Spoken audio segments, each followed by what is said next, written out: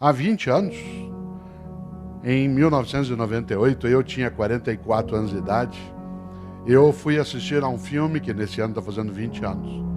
Um filme que talvez quem tem mais idade que tenha assistido, chamado O Resgate do Soldado Ryan. Esse filme já tem 2 décadas. Esse filme conta uma história que a gente não pode esquecer. E ele tem nele algo que eu queria trazer como marca inicial nessa reflexão. Quem aqui assistiu ao filme se lembra, ele é um filme já clássico, o que eu vou falar aqui é spoiler, mas isso para quem já assistiu não vale, para quem não viu, feche os ouvidos. O filme conta uma história magnífica, difícil de assistir. É um filme do Steven Spielberg, cujo ator principal é o Tom Hanks, e o segundo é o Matt Damon. Nesse filme, o roteirista produziu uma história maravilhosa, difícil de lidar. Na Guerra Civil Norte-Americana, houve uma situação em que 4 filhos de uma mesma mãe morreram na Guerra Civil Norte-Americana. E como 3 deles haviam sido mortos durante o combate, as forças de direção trouxeram o 4º filho para que ele não fosse também morto e a família não ficasse sem nenhum dos seus. Ele não o fez. O roteirista do filme O Resgate do Soldado Ryan leu essa história porque viu um dia o túmulo deles e resolveu passar a história para a Segunda Guerra Mundial. E a história, portanto, do filme O Resgate do Soldado Ryan se dá na Segunda Guerra Mundial com uma missão. Há um capitão, que é feito pelo Tom Hanks, que precisa juntar mais 7 e montar um grupo que vá até a Europa, a França, resgatar um paraquedista que, especializado em ataque, tinha se perdido no meio da Europa porque o paraquedas caiu, num local onde não havia tropas aliadas. É necessário que ele vá ser resgatado por comando do general Patton. O general Patton determinara que famílias em que havia vários filhos, quando alguns deles tivessem morrido, aquele que sobrevivesse deveria ser levado para casa. Isso é real. No caso, a história não é real em relação à Segunda Guerra, mas em relação a esta autorização, sim. E o filme se dá exatamente com a organização de um grupo de 8 pessoas que desembarca na Normandia, exatamente em 1944, no famoso Dia D. Os primeiros 20 minutos desse filme, para quem não gosta de cinema realista, não deve ser visto, porque você tem que ficar de olhos fechados. Ele é absolutamente nada romântico com a ideia de guerra, de arma, de sangue. É uma coisa fortíssima. E eles entram na Europa em busca de um rapaz chamado Ryan, que precisa ser levado para casa.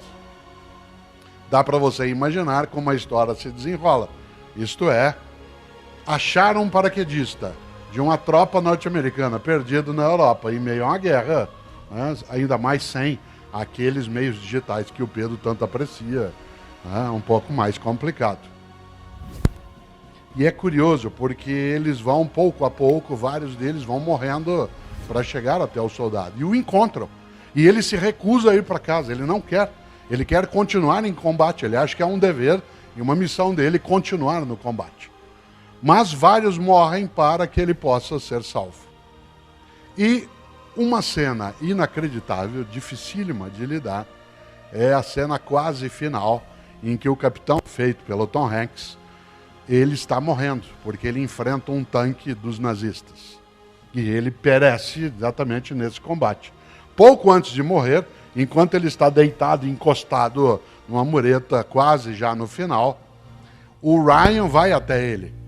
O jovem de 18 anos vai até ele e o capitão, segura o Ryan pela gola do uniforme, olha para ele um pouco antes de morrer e diz: faça por merecer. Faça por merecer. E o filme vai até o final com algo fortíssimo, que é o Ryan, já idoso, no cemitério visitando o túmulo do capitão. Enquanto ele está orando pelo capitão, a família dele está mais à distância, ele já bastante idoso, ele termina, ele dialoga com o capitão, agradecendo, claro, com o túmulo, faz continência e chama a esposa dele, que vem pouco a pouco, ele segura na mão dela e pergunta: eu fiz por merecer? Essa é uma das questões mais difíceis que a gente pode ter de lidar. Quando esse título da reflexão aqui hoje é: se você não existisse, que falta faria? Em última instância, a grande pergunta é: fazemos por merecer?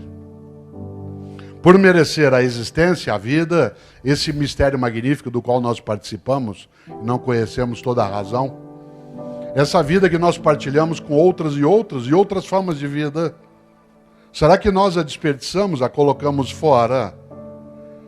Cada vez que eu vejo e revejo a cena, eu me lembro dessa pergunta que ecoa dentro de mim. Sem ser aqui dramático em excesso, sem ser também piegas, a frase é muito forte. Se alguém grudasse na gola do meu casaco e tivesse morrido quase, como aconteceu, com vários outros, para que eu pudesse viver, e dissesse no último suspiro: faça por merecer. Isso é forte demais. É interessante, porque as homenagens que a gente recebe, elas, vez ou outra, nos levam exatamente a pensar isso. Será que nós fazemos por merecer? Merecer o quê? A amizade que partilhamos, a solidariedade que nos oferecem, a alegria que a gente pode ter, os momentos também de fraternidade que se tem, aquilo que é para nós uma condição de existência que não necessariamente é colocada com outras e outros.